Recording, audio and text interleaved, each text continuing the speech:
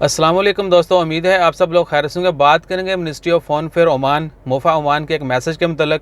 आप सब दोस्तों आपको भी आपके मोबाइल के ऊपर मैसेज आया होगा और ये कि मैसेज का लुबे-लुबाब कुछ इस तरह से है कि ओमान में जितने भी लोग रहते हैं, बेशक वो ओमानी हूँ, वो खारजी हूँ, जो भी बंदा ओमान में रहता है उसको ओमान के अंदर घूमने फिरने की, किसी भी नॉन अननोन पर्सन के साथ बातचीत करने की मुकम्मल आज़ादी है।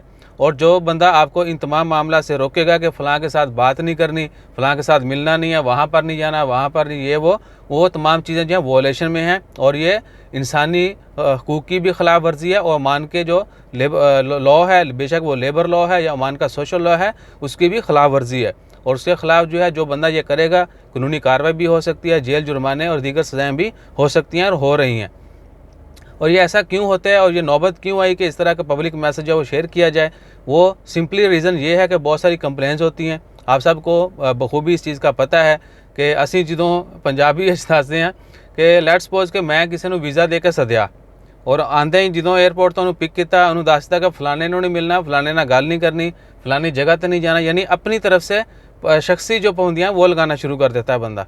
तो इन तमाम चीज़ों को ओवरकम करने के लिए मिनिस्ट्री ने जो है वार्निंग भी दी है और लोगों को मुतनब्बे भी किया है और इन्फॉर्मेशन भी शेयर किया है कि ये तमाम चीज़ें गलत हैं। आपके ऊपर कोई भी बंदा इस तरह की पाबंदी नहीं लगा सकता। इवन कि अगर आपके ऊपर कोई पाबंदी लगा रहा है इस तरह की, आप जो है मिनिस्ट्री के दिए गए नंबर के ऊपर भी कॉल कर सकते हैं। नंबर है 800-800-77-444 800-77-844 800-77-444।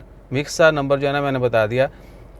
तो नंबर जो है नीचे डिस्क्रिप्शन के अंदर भी डाल देते हैं। आप इस नंबर के ऊपर करके जो है कंप्लेन भी कर सकते हैं, वेबसाइट भी विजिट कर सकते हैं। Oman national committee of कम्बाट and human trafficking की उसकी जो है वेबसाइट www.nccht.om, इसके ऊपर जाके आप विजिट भी कर सकते हैं, कंप्लेन भी कर सकते हैं। तो हमेशा जो है कोशिश करें, अगर किसी ने तुसी वीज़ा दे दिता है, किसी तो आसान कर दिता है, तो उन्होंने मजीद जड़ा ना आके ओमान तंग ना करो, तो उन्होंने पूरी आज़ादी दियो, जिथे मर्जी हो जावे, खावे पीए, बैठे, गल करे, जो मर्जी करे, घूमे फिरे, पाबंदियाँ ना लगाएं।